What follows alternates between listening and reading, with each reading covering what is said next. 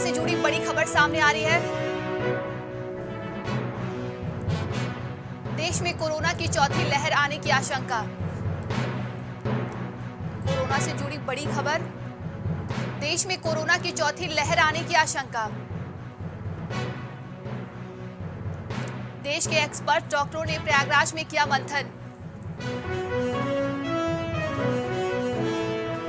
Indian medical association से जुड़े doctors ने की चर्चा। कोरोना के मौजूदा हालात को लेकर हुई चर्चा।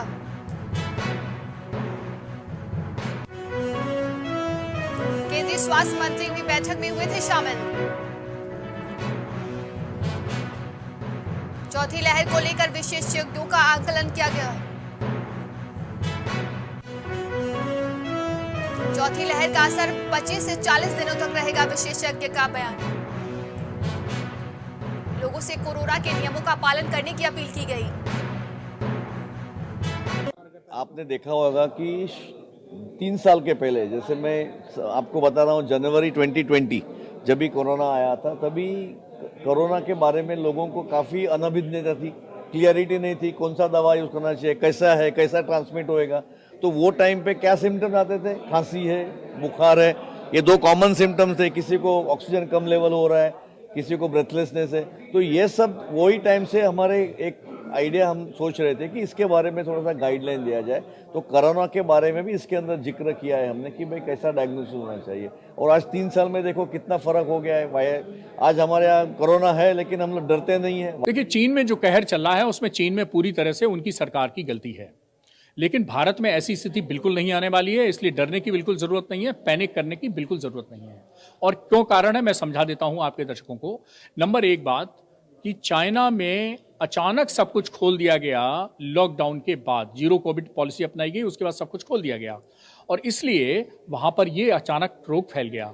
हमारे यहाँ ऑलरेडी लोग जो हैं वो एक्सपोज हो चुके हैं, उनके अंदर हार्ड इम्यूनिटी काफ़ी ज़्यादा है और ओमिक्रॉन का जो ये वेरिएंट BF.7, इससे मिलते जुलते बहुत से वेरिएंट हैं, उन सबका एक्सपोजर हमें हो चुका है।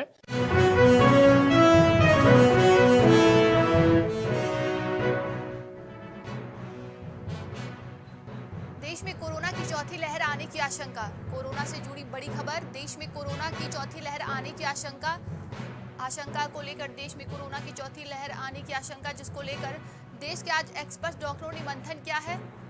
देश के एक्सपर्ट डॉक्टरों ने प्रयागराज में किया है मंथन। इंडियन मेडिकल एसोसिएशन से जुड़े डॉक्टर्स ने की चर्चा। कोरोना के मौजूदा हालत को लेकर हुई चर्चा।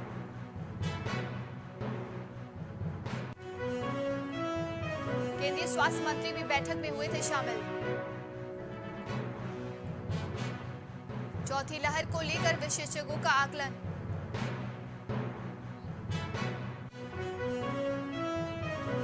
और इस खबर पे हमारे साथ जुड़ेंगे पवन हमारे साथ। पवन, आज देश के एक्सपर्ट डॉक्टरों ने कोरोना को लेकर मंथन किया है, कितनी महत्व रही है बैठक?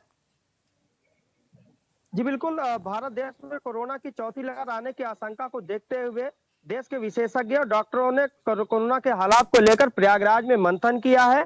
इंडियन मेडिकल एसोसिएशन से जुड़े तकरीबन 1000 डॉक्टरों ने यहाँ पर मौजूदा हालात को लेकर चर्चा की है। कई डॉक्टर्स एक्सपर्ट के तौर पर केंद्रीय स्वास्थ्य मंत्री की बैठक में भी शामिल हुए थे। डॉक्टरों का कहना है कि कोरोना की चौथी लहर को लेकर कतई भी लोगों को परेशान होने की जरूरत नहीं है।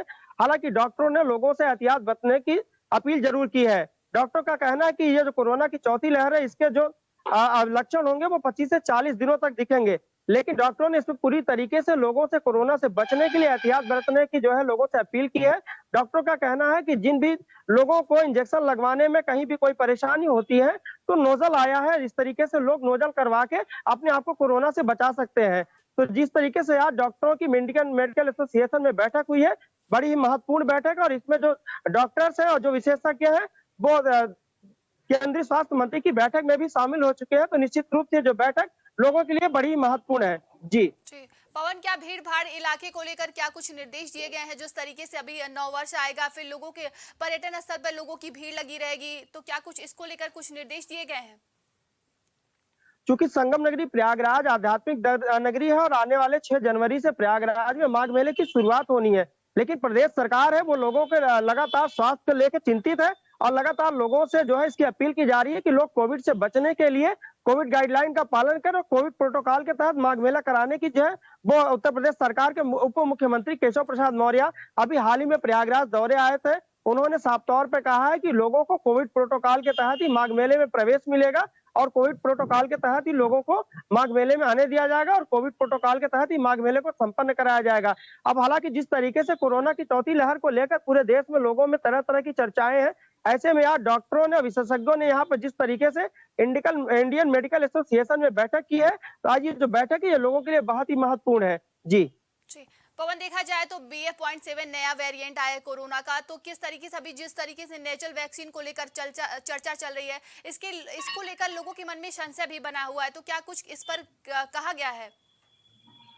जी बिल्कुल, डॉक्टरों और विशेषज्ञों का कहना है कि जिस तरीके से पिछली जो भी लहर थी कोरोना को लेकर, जिस तरीके से पूरा देश इस महामारी से प्रभावित नजर आया था, ऐसे में डॉक्टरों ने लोगों से और विशेषज्ञों ने लोगों से अपील की है कि जिनको वैक्सीन करवाने में या इंजेक्शन लगवाने में कहीं भी कोई परेशानी होती है तो नोजल वैक्सीन का वो इस्तेमाल करें, और जो नोजल वैक्सीन है वो 1 माह में 8 बार लगाई जाएगी, तो उसको जो है वो आराम से उसको नाक में उसको लगाया जाएगा। तो ऐसे में लोगों को इंजेक्शन से डरने की कोई जरूरत नहीं है। तो जो नोजल वैक्सीन है इससे लोगों को कहीं ना कहीं कोरोना महामारी से बचने का एक उपाय भी है। तो डॉक्टरों और एक्सपर्ट का ये कहना है कि लोगों को कोविड से बचने के लिए कोविड प्रोटोकॉल के तरह ही अपने जीवन शैली को अपनाना है, तो ऐसे में कोरोना से बचने में काफी मददगार साबित होगा। जी इस बैठक में कौन कौन से लोग शामिल हुए थे? क्योंकि ये जो बैठक है वो केंद्रीय स्वास्थ्य मंत्री की बैठक पहले हो चुकी है और इसमें अभी तक जितने भी एक्सपर्ट हैं वो केंद्रीय स्वास्थ्य मंत्री की बैठक में शामिल हो चुके हैं। तो आज यहाँ पर जिस तरीके से हजारों डॉक्टर्स और एक्सपर्ट यहाँ पर बैठक कर रहे हैं, निश्चित रूप से बैठक बहुत ही महत्वपूर्ण है। जी बहुत बहुत धन्यवाद आपका पवन।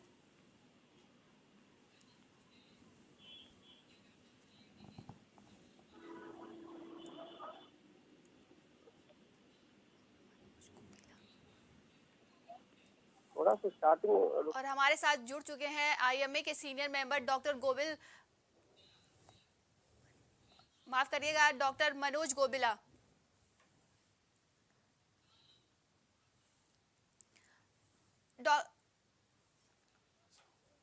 डॉक्टर ये बताइए BF.7 वेरिएंट क्या है? इसको लेकर लोगों में एक नया खतरा बना हुआ है, जिस तरीके से लोगों के मन में डर है कोरोना को लेकर एक बार फिर से। इसमें मेरे हिसाब से डरने की कोई आवश्यकता नहीं है, केवल प्रिकॉशन रखने की आवश्यकता है। जो पहले कोरोना के टाइम पर जो भी प्रिकॉशंस थे वो आज भी मेंटेन करें और डरने की कोई आवश्यकता नहीं है। और सब लोगों को बूस्टर्स लगवा लिए हैं तो बहुत अच्छा है। जिन्होंने नहीं लगवाए हैं वो कृपया कर बूस्टर्स लगवा लें, वो अति आवश्यक है।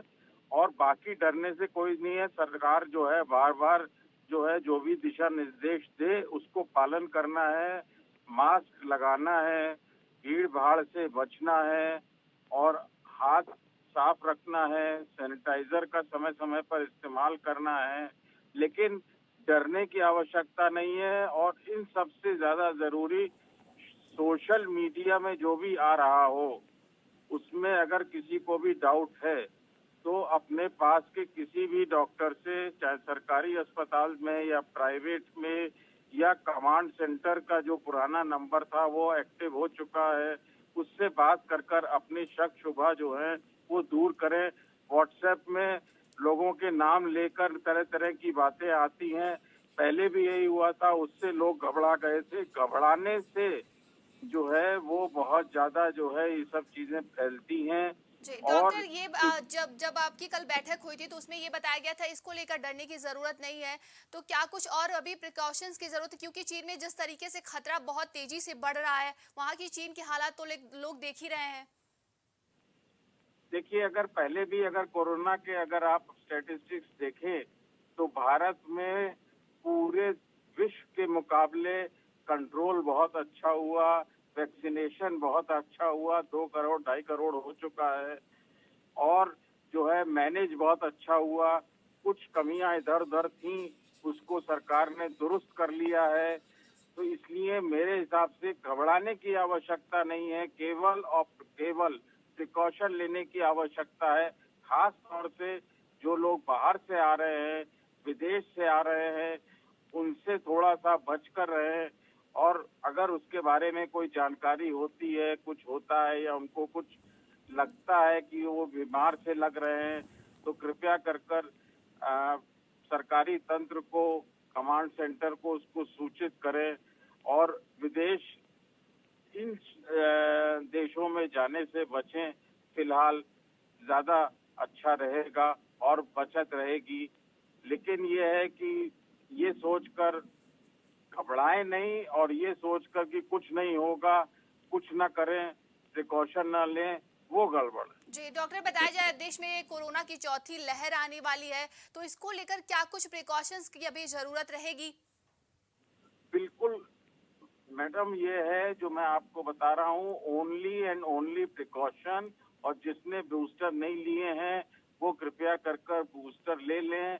बच्चों को भी जो है वो वैक्सीनेशन हो रहा है, उनका भी वैक्सीनेशन कराएं और अपने खान पान को ध्यान रखें। इम्यूनिटी यानी कि लड़ने की शक्ति किसी भी चीज से वो दुरुस्त रखें, अपने आप को, अपने परिवार को वो ध्यान रखें। बहुत बहुत धन्यवाद आपका डॉक्टर, प्राइम टीवी से जुड़ने के लिए।